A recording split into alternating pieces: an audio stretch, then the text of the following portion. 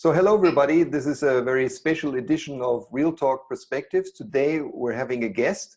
It's not my partner in crime, Brad, that I'm usually having a conversation with, but this time we've invited Camelia.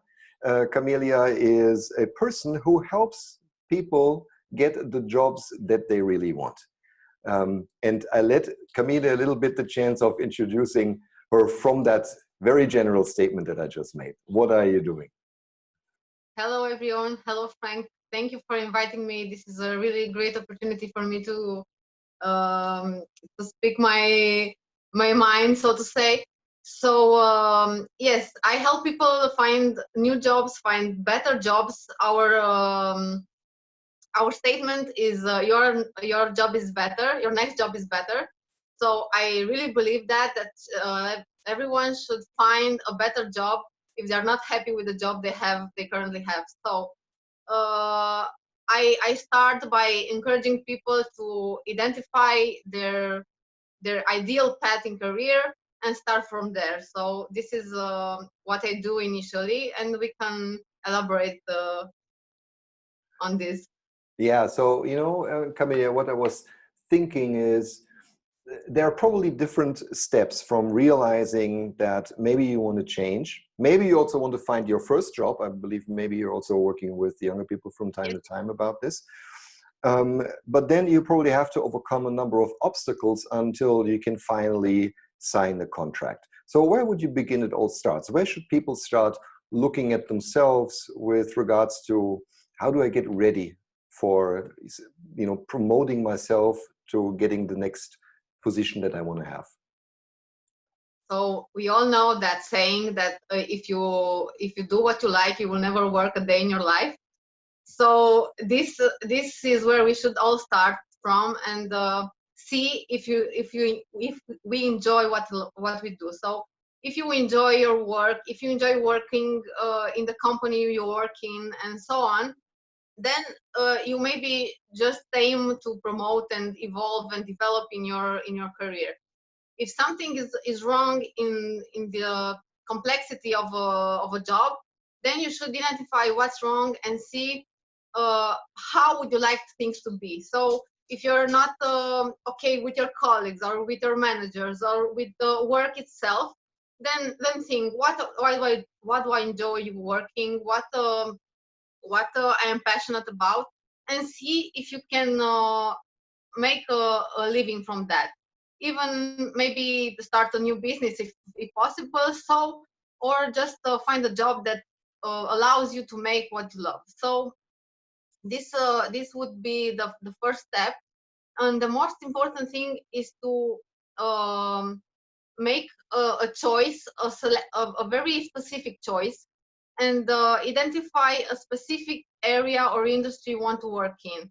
So making a general CV and saying, I don't know, I'm just going to browse or on LinkedIn or at other job boards and see what I want to do, is not working anymore. So we need to be very specific about what we want. So this is the first step. See what you want to do next. If you want to change company, or if you change roles or things like that. Can I ask you something right there? So do you find it often that people with this very first step, having the clarity of what they really want, is the thing that they're actually struggling with? Yes. This is, there are so many people that try different things in their lives. So this is okay. And then with this crisis and the corona situation, and in general, when in crisis, when having no job, they just say, I'm open to anything. And this is not really the best idea, because when making a general presentation of yourself, it looks like you don't have any professional goals, that you don't want to specialize, that you don't want to grow, that you're just, I don't know, willing to take anything. So this is not a good idea. We just have to choose a point and start from there, because I hear so often, I want a general CV. So this is, I don't do this. I insist, and I guide them to this process to find something that they really want to do, and then we can make a personalized approach towards that goal. So this would be the best thing, yes, in this struggle. Yeah, I like that, because in the end, isn't this, wouldn't you agree? It is the moment you start looking for a new job, probably, hopefully a specific new job, you're actually in sales. You are in the process of selling yourself. And it's kind of very hard, if not impossible, to sell something when you don't even know what your offering is. Yes, yes, that's why I also don't encourage that practice of stating an objective in your CV or anywhere else. Just show what you can offer, just not what you're searching for. So yes, you have an ideal company or culture you wanna go in, but the most important now is to show how you can bring value. So yes, this is the ideal approach. Okay, so that's to me, it makes a lot of sense that you have to be clear on that. You have to have the clarity on what kind of value can you bring, but you probably also have to contextualize it based on who you're applying with, right?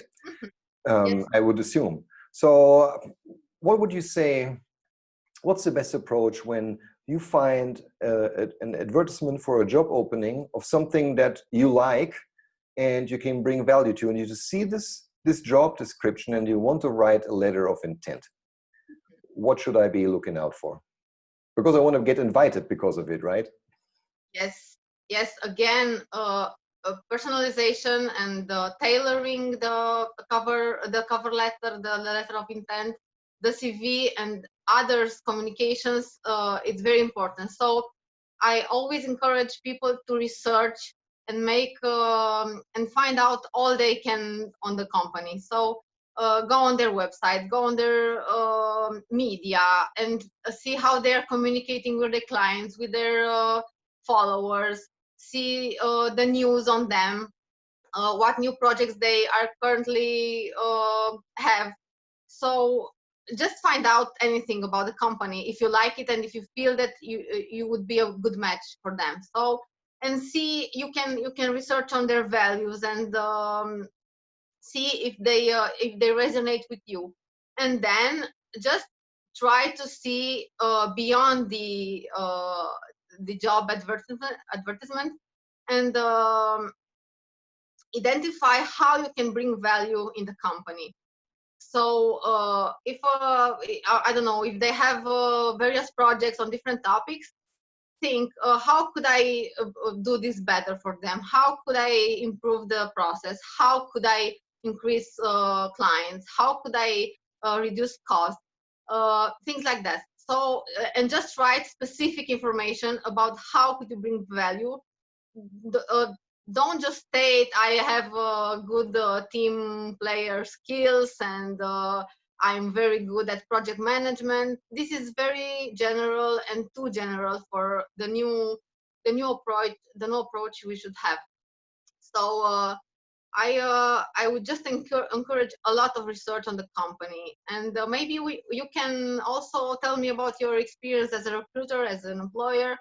How how did you read the covers of intent or CVs you've seen in your life?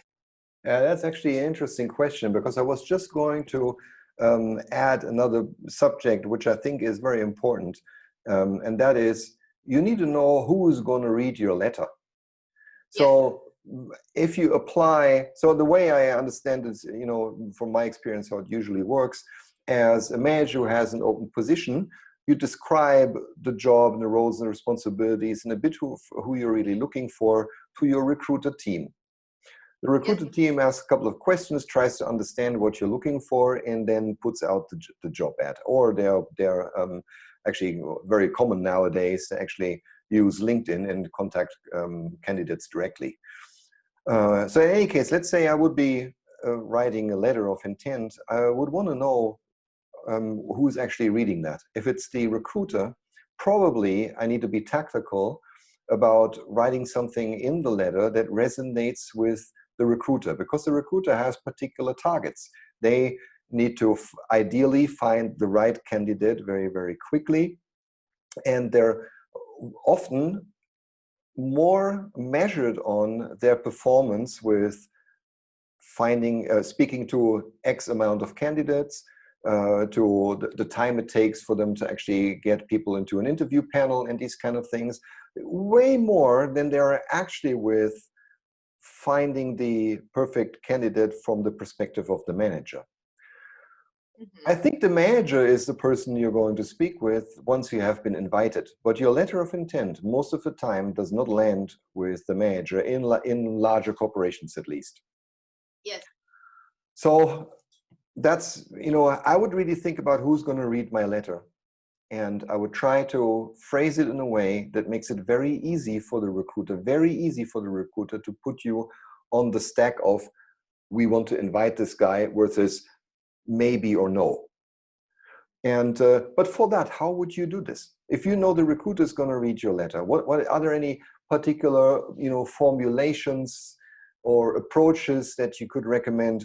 I know it's a tactical thing, but is there anything that you would recommend?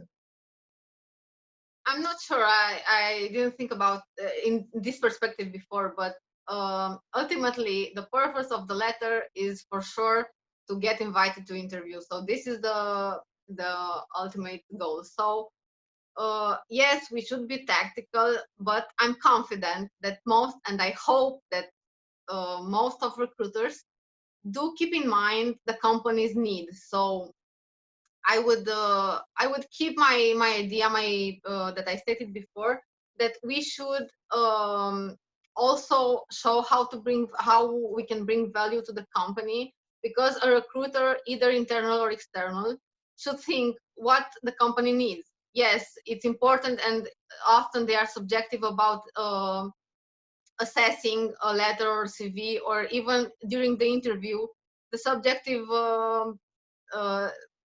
is a common thing, and it's normal to come into perspective. But I really hope that recruiters keep in mind the needs of the company. So I'm not sure how to really touch the recruiter, because this I don't know, a very individual preference I cannot anticipate. So unless I know personally the person, I cannot imagine how to touch his feelings, how to say.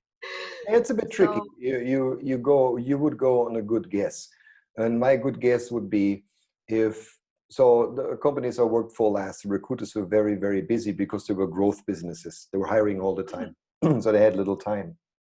mhm. So I would think, if that's the case for the job that you're applying to, I think if you really connect the keywords that you find in the ad, in your very short but to the point letter of intention, that makes it very easy for the recruiter who has very little time, who acts as a filter right now with all the incoming applications, to just simply say that could be the right one. So they're sorting quickly. And if it's difficult for them to understand how you would connect with the requirements of the job, then you're already on the losing angle, because there will be some who just do a better job at this. But as you know, they're not going to invite absolutely everyone. They're going to make a little bit of a selection. So a hiring manager usually has time to interview 4, 5, 6 candidates, and then they ideally would want to find the right one, which have been pre-selected by the recruiter. So I think making this very easy, also structurally, to make it very easy for the recruiter. So this is how I can contact the guy. This is how I can find more about them. These are the 3 keywords that he mentions he's really good at, that I know from my manager, these are the primary things they're looking for. So you need to take a little bit of an educated guess, but this is how I would say you can tweak a letter of intent to get past the filter of a recruiter, if they're reading letters of intent at all, which is also not anymore a given, isn't it? Yes, of course. And because I preach a lot on the keywords, I thought this would be the obvious choice, because and I wasn't thinking of that when you ask, because I always include the keywords both in CV and the cover letter, and I always insist on the readability, as you said. The most important information has to pop out. So I put the keywords on the section, in the first sections, and also I use bullets for cover letter and the bold fonts, and I use these strategies to just pop Yeah, the keyword. the And readability. I thought it would be a default approach, but yes, I do that. And yes, most of them don't read the cover letters or don't even request them. But I do feel the cover letter is the opportunity to just personalize more your application. So as I said before, doing your research, stating about their values, about their projects, about the fact that you just read about the company. And I think this only makes a difference.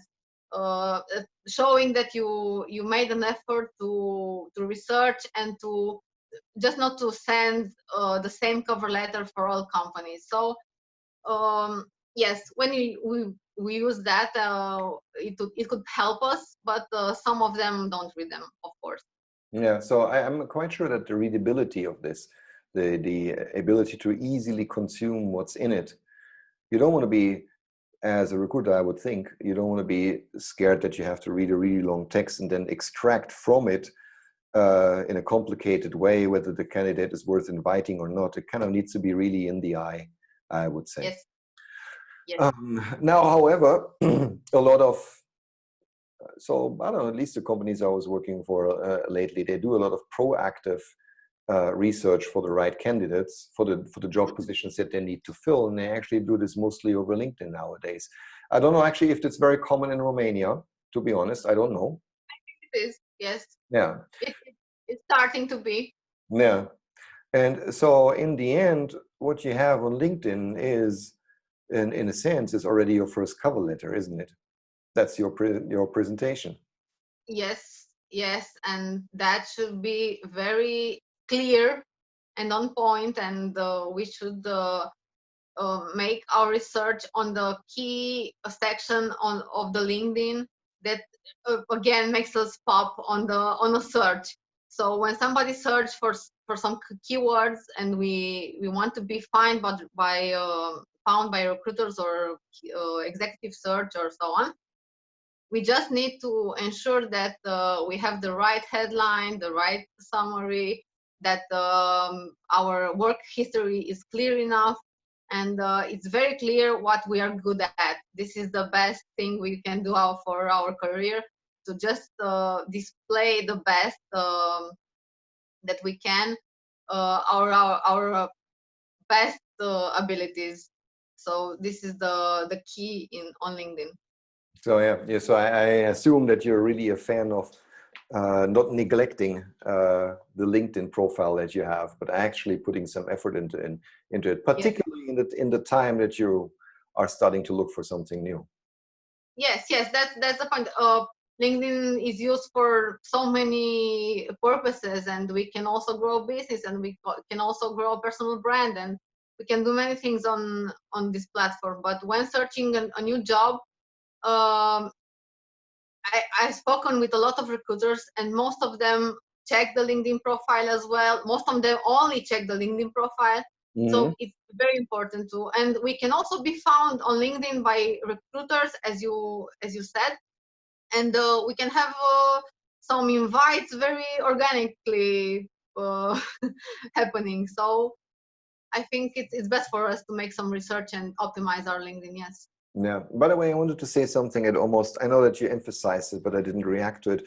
I agree to you with doing the research about the company before you apply, because I can tell you, as somebody who said in interviews and then was talking with the candidates who ended up being invited, to be honest, I was always a little bit put off if the candidate actually had no idea what the company was actually doing. They may understand the job that they were supposed to do, but when they didn't know anything about the company, the products, the culture, because everything was out there for people to see, I always had this feeling, it's like, I don't think this is the right person. They're just looking for the next gig. They don't necessarily want to be here. They just want to have that job, and that's a very different thing.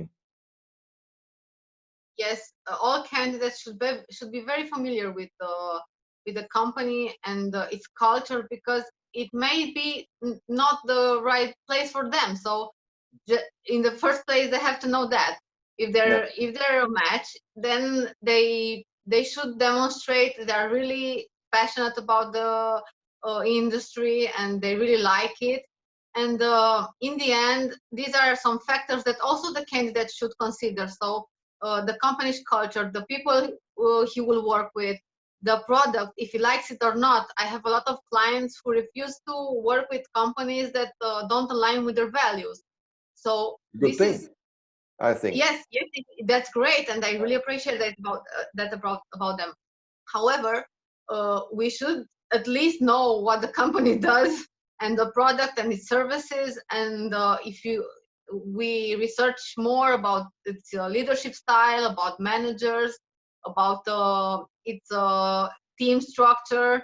This is more advanced, I would say, but it would be best. And also from the top, from the middle management level and up, this would be I don't know, a must, Yeah, for me. yeah, I agree.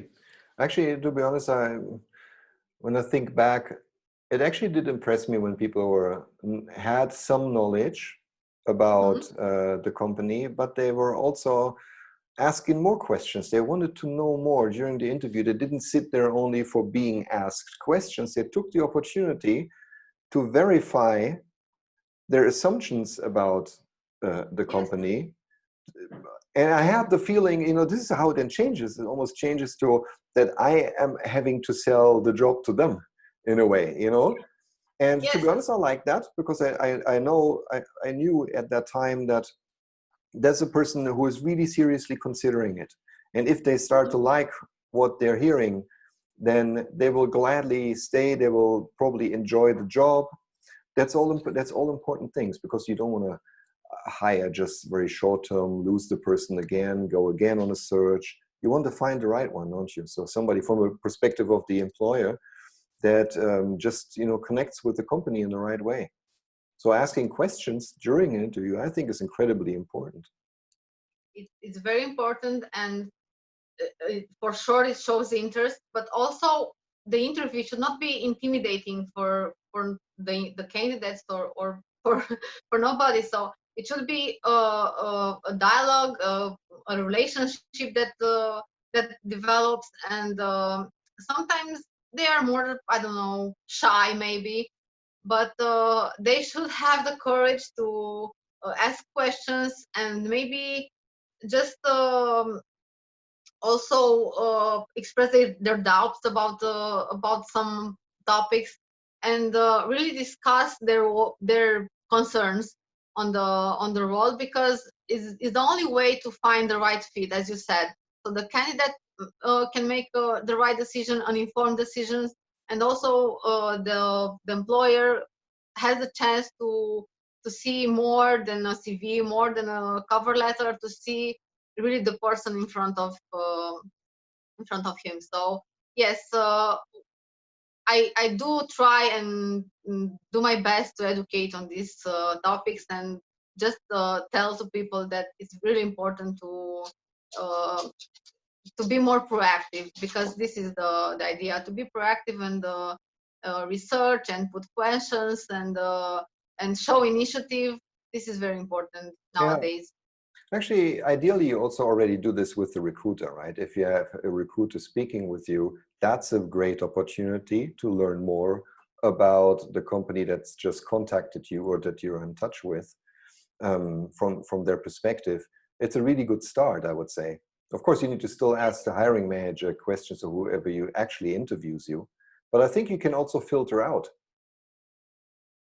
as a candidate. Yes, the thing is that I really get some really bad feedback on that, because sometimes recruiters don't really show that much interest on the company, on the candidate, on the process, and they often treat all this uh, not very professionally, and this is very sad. And this, I think, also recruiters should be educated, and there are a lot of people now that are doing that, educating recruiters and I don't know, training them and offering courses and so on, so they can just change their approach and be more I don't know, more approachable in the first place, and then uh, give more relevant information, because they are often unprepared for a good candidate. So this is Yeah. very sad, but it's happening in Romania at least.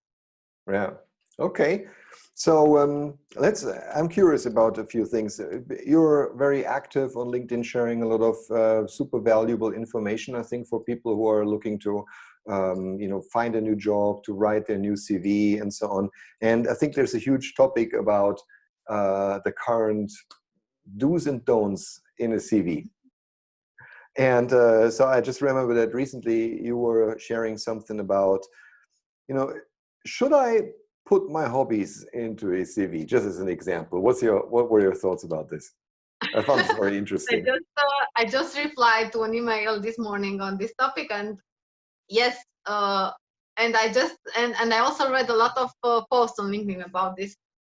And my 2 cents would be that the answer is no. So don't put your hobbies in the CV. That this is my general answer, because most of us just put reading, running, traveling, and I don't know, eating good food.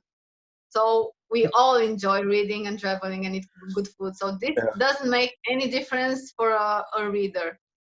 If, of course, you enjoy developing mobile application for the community, or if you enjoy, I don't know, helping disabled cats to walk again or something like that. Yeah. So this would really make a difference, and I encourage you to include more details even about this. And if you have really, really special passions, if you have passions that help you in your work as well, if your passion is to continuously develop in your profession, so this could be reflected somehow in your CV. However, if your hobbies are I don't know, seeing movies on Netflix, this for sure doesn't bring any value to your CV. So this is why I generally say no. But all the information I give should, of course, should be taken with a grain of salt, and be adapted to our personal situation. So it's not I don't know, something generally available, but there are some, I don't know, some guidelines that I like to provide for my network. But I'm not I don't know, the expert, the most expert, and there are not general rules applicable for everything. So Yeah. But anyway, let's because we're almost on a half hour. How about to I don't know, as a little bit of a gimmick at the end, maybe let's talk about your top 3 do's, what people should definitely go do, but maybe not be super obvious, and the top 3 don'ts. What would you select? okay, Top 2 or 3, doesn't matter. okay, so do's, Mhm. most important: tailor, personalize, and identify your ideal job, and then prepare your CV.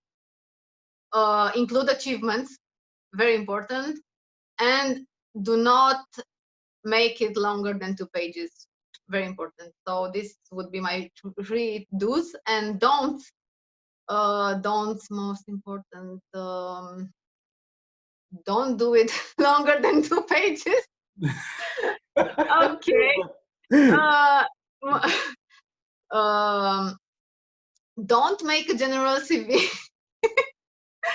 I don't know. So don't include unrelevant things. Don't expand on your career of 30 years, because I don't really care about your job in, I don't know, in university at McDonald's. I don't really care about it. If you're a top executive, I want to know what you did in the last 5 years of your career, and focus on that, please. And be sure to include all important information like contact details, because I've just recently seen some CVs without contact details. Do that. Don't include a bad picture. This is also important for me. I don't encourage including pictures at all, but if you do, please put a good picture. And I don't know. I think we got three. I have a lot of ideas about. There are a lot of Okay. don'ts, but it's very understandable. By the way, I actually want to extend this for 1 minute. Adding a picture or not, what would be the right thing to do? You probably know that in the UK and US, it's an anti-discriminatory law, and we don't have to include pictures. I've seen that Romanian preferred with, but I would say no. Again, this is my 2 cents. So don't include the picture, but if you do, please put a good one. Right, Camelia. Then thank you so much for your time. I think it was super interesting. And if you want to find Camelia, it's CVMasters.ro, correct? Yes. CVMasters.ro. And follow her, of course, on LinkedIn. She has super tips. Okay, thank you very much, Frank. It's been a real pleasure, and I do hope we make this again. Super. Thank you, Camelia. So long. Bye.